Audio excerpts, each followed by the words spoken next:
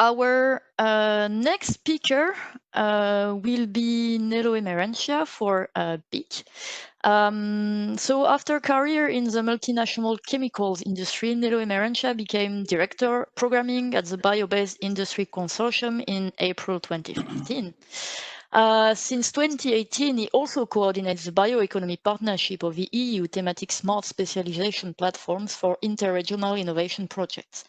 Nelo studied chemical engineering at Delft University of Technology in the Netherlands. During his career, he was seconded to Plastic Europe in Brussels as Communications and Public Affairs Director.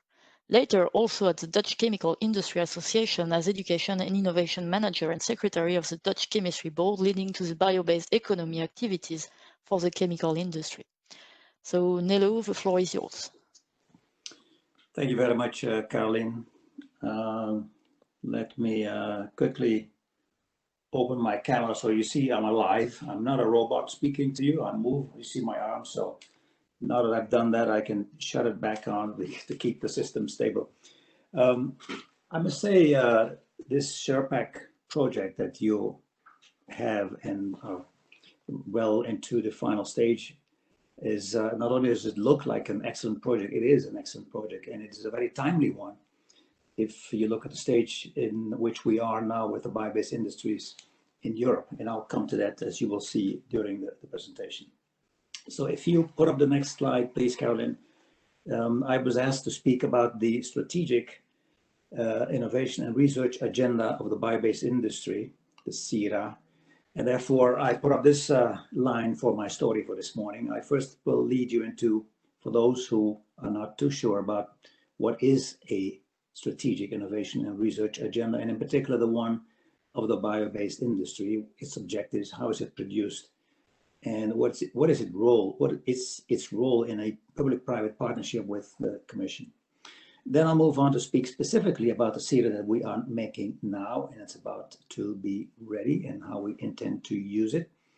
Thirdly, I will, given the project that I'm invited to speak today, I will dedicate some words as to plastics and the future of plastics and how we're taking it up in the SIRA 2030.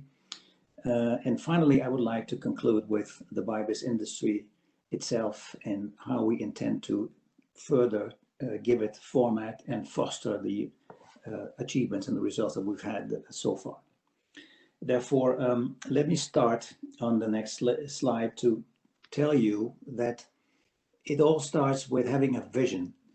And end of last year, early this year, we concluded a Vision 2050 for the total sector of the bio-based, we call it the bio-based sector, which includes industry and all other sectors that have a role to play in a bio-based industry and bio-based activities. And the vision is quite ambitious. It says that by 2050, we will have in Europe a sustainable and competitive bio-based industry providing jobs and growth, contribute to a circular bio-society. And this is the biggest step forward that we are making.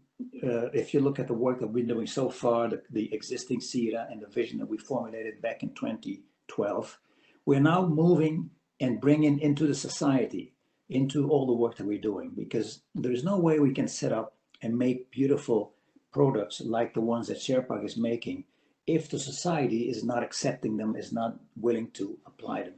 So we have to bring in society in the work that we're doing. And by providing job, providing wealth, etc., we will work towards having a society that is knowing what is at stake for our world and the environment, and that help us to operate within the boundaries of the world. And in the next slide, I'll show you that this is not only a work by BIC and its members, but we have been playing a coordinating role with all these associations that I'm showing here, and all of them shown on this slide have signed off on the vision that I just showed you the front page in the previous slides. So you see that all the major actors representing the primary sector, in particular also the forest and the agriculture groups, but also more into products and including the chemical industry, we're all there. And all these associations have accepted the coordinating role of BIC as we move on further into Horizon Europe. And also on that, I will come later. If you look at the next slide, I'm just trying to show you what are the headlines, what are the main pillars, if you will, of that vision. This is, again, the vision of the whole sector. We are moving more and more into a quadruple helix kind of working, bringing in the society, as I said a while ago. So we include industry, academia, governments, and society. And the chapters, the 4 pillars there, show that the first one is that we believe that we can work and assist in fostering food security for a growing world population, and at the same time meet demand for sustainable products. In other words, we intend to work hand in hand with the primary sector, hand in hand with the food production value chains, without taking away the production lines of food. We will not interfere with food production. On the contrary, we will assist in making that value chain more efficient. The second pillar is to contribute to a sustainable planet.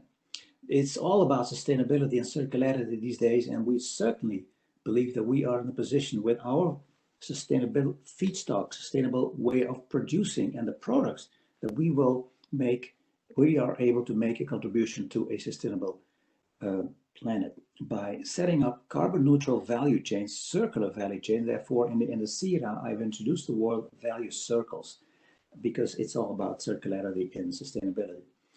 And this is the best way to protect the environment and add value to society and the economy. The third pillar, of course, industry needs to provide jobs. And by providing jobs and income, we provide growth, and also doing this not only for societies, but for the bioeconomy in general. And the fourth one is achieve a circular bioeconomic society. Here is where we really want to make a next step and involve actors in the society to give shape and to improve, help us do continuous improvement of bio-based industry and products and applications. On the next slide, I'll show you the link between now the vision and the CERA. So I'm moving on to the CERA, because in fact, what is the CERA? What is the strategic innovation and research agenda? It is the roadmap, or part of the roadmap, towards that vision, towards the ambitions of that Vision 2050. But instead of looking all the way out to 2050, we are putting up a number of milestones for 2030. And this is what the CERA is about. So this graphic I'm trying to put up front there, you see the Vision 2050 aspirations, these 4 pillars that I just talked about. And there under, I'm showing the CERA is out to achieve, it's putting out a path towards achieving the aspirations in the vision. And we're looking at 4 major activity centers in the CERA. The first one is about integrating feedstock suppliers. This is the next huge move that we have to make on the side of the feedstock. We really want to integrate the feedstock suppliers as strategic partners in the value chains, not just as a supplier of the feedstock, and we do some nice, funny things and adding value, and they will stand on the side. Definitely not. They are a partner in the whole value chain. They should benefit also from the value added in the value chain using their own feedstock. The second pillar is to accelerate commercialization of innovative processing. The achievements of the Sherpack project, for example, are now, as your managing director just said, ready for further upscaling. This is what we are now emphasizing in the next framework program, in the next 7-year period. We really ought to accelerate excellent ideas towards higher TRL, towards commercialization. The third pillar is integrating demand for bio-based solution. With that, we are bringing in brand owners, market actors to also be a strategic partner in the value chains. So it's not that we make nice products on one side, we have strategic partnership with the feedstock suppliers, and then we give it all over to the brand owners and they do their stuff. No, they are also member partner in the value chains, so that they work together with the feedstock supplier, with the processing steps, and the society and the consumers. So we all know that we are adding value to the whole system. And finally, the fourth one is really engaging consumers and citizens. We would like to involve them in an active role, and we're looking into tools that will enable citizens to do that. For example, one nice way, and we have a project already running in this field, is by introducing games, gamification, smart games, etc., to involve their participation. And horizontally, to support all this, we have knowledge transfer, education and training. I'll come to that later.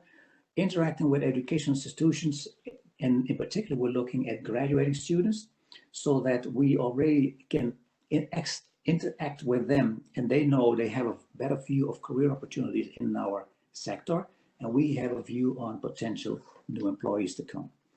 And of course, we will make sure that whatever we do, we will align with existing projects in other programs of Horizon Europe, but also that we comply with regulations and programs. And this is one of the key factors in our partnership with the Commission. And finally, of course, this all has to be paid in some sort of a way, and we're looking at a budget for doing that. Therefore, the next slide, I'm not going to go in all details. You see the CIRA will contain 10 chapters in which we are making details, providing details as all these pillars that I just explained. But the CIRA starts in chapter 1, as you see, building on the BBI JU achievements to maintain momentum. We are not going to start all over. We have a huge basis on the work done and the achievements by the BBI joint undertaking in the period and the Horizon 2020, and we are continuing to build on these and proceed on the learning curve. If you would like now to move on the next slide, I'll show you the CIRA 2030. Where are we now? So this is the strategic innovation and research agenda with milestones for 2030 to be achieved. We are looking at agreeing on a final version of the CIRA 2030 with the Commission sometime this month, in this October. This is as close as we are. We have 3 drafts, and it came about via an extensive process involving all stakeholders, involving also citizens. We had an open consultation, and it was a massive input that came in, and it took us quite some time to digest it all and put it into this final draft that we're now discussing it with the Commission. When it's ready, that CIRA 2030 is the basis for the new public-private partnership for bio-based industries. And the way this is going to work is that we will now start making annual work programs, as we have done in Horizon 2020, and we are going to chop the targets for the 2030 down in pieces. And we do this by first looking and setting up annual priority papers. This priority paper will then look at the CIRA 2030, knowing where we want to be in 2030, and then start saying, okay, now which priorities do we need to attack in this year or the next 2 years, etc. And then on that basis, we will start writing topics, and the topics will be open in the call the next year. So for this year, given the transition year going from Horizon 2020 to Horizon Europe, we're not ready yet. We don't have yet the final word on which public-private partnership we're going to have with the Commission. This is a strange year. We will therefore start working as of October. When we have an agreement with the Commission, we will make a priority paper for 2 years, 2021 and 2022. And the normal process we will continue with. Industry members are in the lead. This is assuming that we will conclude and agree with the Commission that the next public-private partnership will be on the same basis as the BPI-JU. In other words, the industry is in the lead. We have an autonomous program office charged with the implementation of the program, and not another form of a public-private partnership in which we do not have the lead. So, and still every signs are in that direction. We will have a continuation of a joint undertaking with the industry in the lead. So we will take the lead in making the priority paper. We will include in the next steps all stakeholders, including the primary sectors, including the advisory bodies, the scientific committee, the states representatives groups, etc. And we're targeting to have in March next year to have the final agreed vision, including the Commission agree with that. Because based on this, we will then move on immediately to write an annual work program 2021. And this is going to be a small one, forced by the occurrences that we are in now. Normally, the call would have opened somewhere, or we would have had the annual work plan 2021 ready in December of this year. But it's not going to be ready until later in next year. So we're looking at making this annual work program in the time frame April, June, somewhere. It still has to be agreed and confirmed with the Commission. And after that, open this small call in the period between June, May, June, and run until October, so that we still have some time, or we have enough time to do the evaluation. That will be done by independent evaluators, of course, and announce the results by year end. And after that, we hopefully will be in a normal, what I call normal operating mode for making the annual work plans. Then, on the next slide, the bio-based industry, we need to have a strong industry to really make a contribution to the European green recovery. This is what it is all about these days, recovery after the pandemic, and also continue to do so on a green basis. The public-private partnership that we are working with now with the Commission, the provision, the temporary name is Circular Bio-based Europe, but it will end up having this name. And it will be a continuation of the BBI-JU, as I just said. We're still looking at having two partners in that PPP, the Commission on one end and BIC on the other side, representing the private, or being the private partner. But this BIC will be, if you will, a new BIC, a BIC that is broader, a BIC that is working as a coordinator also with the other associations in the field, the ones that I showed you, who also support the vision. So we are in this process to become stronger, broader, and deeper. And I'll show you that when we get towards the end of this presentation. And we're out to realize these ambitions in the Vision 2050 with ACERA as the roadmap. The key objectives of the Circular Bio-based Europe PPP are sustainability, long-term sustainability of the society in Europe, and making key contributions, significant contributions to the climate neutrality ambitions of Europe by 2050. The other key objective is about circularity, and we intend to do so by scaling up excellent projects, moving towards higher TRL, moving towards commercialization, providing income and providing health and wealth, but doing so on a circular basis, circular use of biomass, applying the cascading principle as much as we can, recycling, maintaining streams into the process as long as we can, maintaining their value, and providing end of life that is sustainable for all the progress that we make. And the other thing that we are emphasizing more and more and working more and more on is to cooperate with regions. Regions are strong. Most of them have their smart specialization strategies, and they are out to build and expand activities based on their strength. And this is excellent for us. And we have a platform to bring in contact industry actors across Europe with regions across Europe so that they can partner and set up valuable value chains. We are in the next time frame, a major accent of our work will be to accelerate investments towards commercialization. We are heavily emphasizing demonstration and flagship projects. I'm showing here that the budget share, the public budget share that we are intending to allocate to demonstration and flagship, I'm showing that 75, actually it's 80%. 80% of the budget, we are looking at allocating that to demonstration and flagship.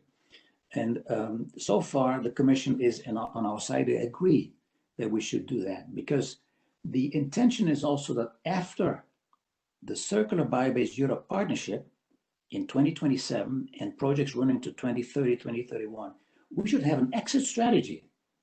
And no industry that is sustainable should continue to receive public funding for the rest of its life. This is not sustainable. So every PPP has been asked, and we are in agreement with that. We're working on an exit strategy so that at the end of CBE, we will be in a position to stand on our own feet. But in order to do that, we need to have indeed a strong industry now. And I'm showing on the next slide. No, first of all, let me show you the plastics in the CETA. Yes, on the next slide. Plastics are extremely important. As you know, the Waste Framework Directive will lead to more waste coming back to industry to improve or increase recycling.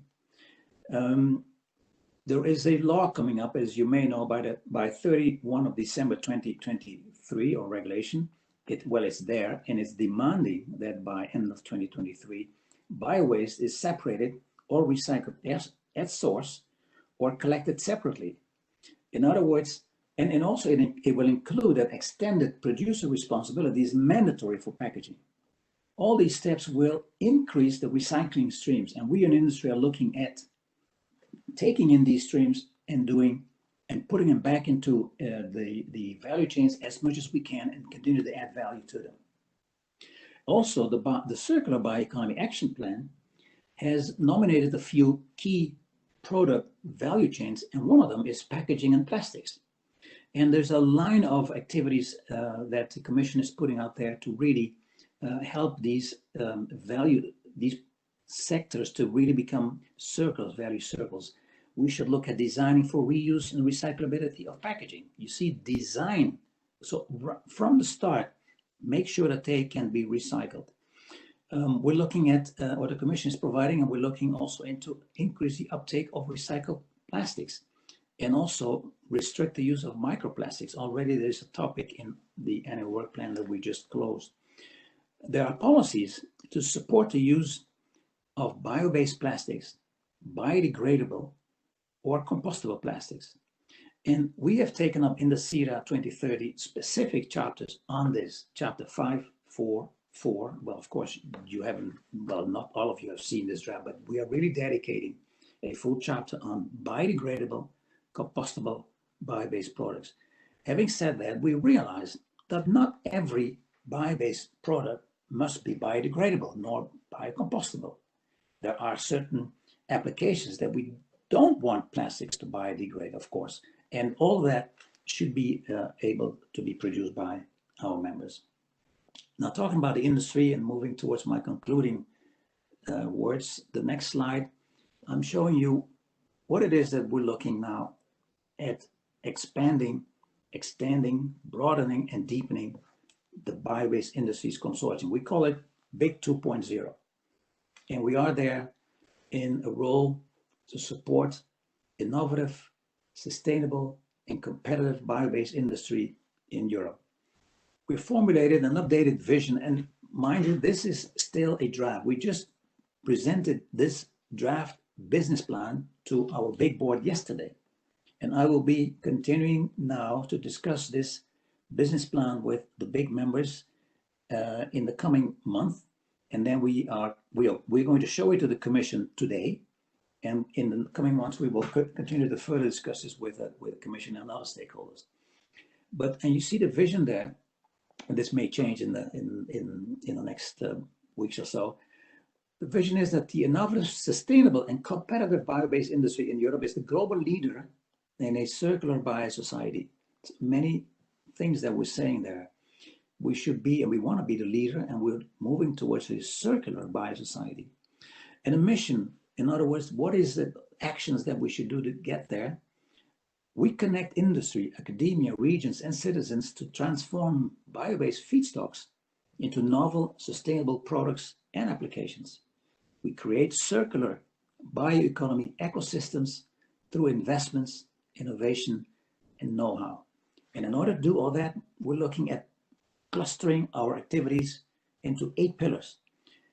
One of them, the one that's number 1, is dedicated specifically to the partnership with the Commission in how to broaden our base, representing and coordinating all the other actors, making sure that we have attractive, innovative, appealing annual work programs so that we have huge proposals of excellent project ideas. The other 7 pillars are all out to provide service, more, better service to big members. We really want to position ourselves in the field as the association where all actors towards circular bio-based activities and a circular bioeconomy would like to be a member of. And you see, Pillar 2, we are working on extending and retaining our members. Pillar 3, we are out to continue to expand networking facilities, connecting actors across Europe for bio-based operations. Number 4, Pillar 4, we're out to assist members to get access to financial instruments. We realize that not all excellent project proposals will get the funding from the next PPP, as it had happened under BBI-JU, because the fund is not enough. We have many more excellent project proposals than there is money.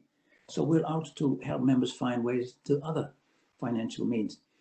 5, we already started and we will continue to provide business and market intelligence for our members in terms of biomass availability, for example, or how best to contribute to the UN SDGs, etc. On the 6th, we realized that we can design whatever we want now, but if we do not have the people with the right skills in the future, maybe we shouldn't even start. So we should, in parallel, work with educational institutions that the skills and competences that educational institutions will churn out will help us realize our visions. 7, strategic communication. We need an awareness. This is an activity that we will continue to step up and increase as we've been doing over the past year and a half, to reach out to communities, to the citizens, to all stakeholders to help them assist us in reaching our goals. And finally, we have the name public affairs. Sounds like lobbying, but we're not really a lobbying machine. This pillar is out there to make sure that regulations and policies that could affect the bio-based industry's operations, that they hear our voice as well. So this is the plan that we're now discussing with our members, and hopefully by beginning of next year, we will have a agreed upon business plan and ready to go for Horizon Europe. That's all I wanted to say. Thank you.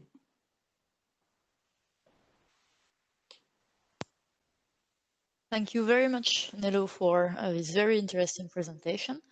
I think we have time for 1 or 2 questions. Are there any questions for Nelo?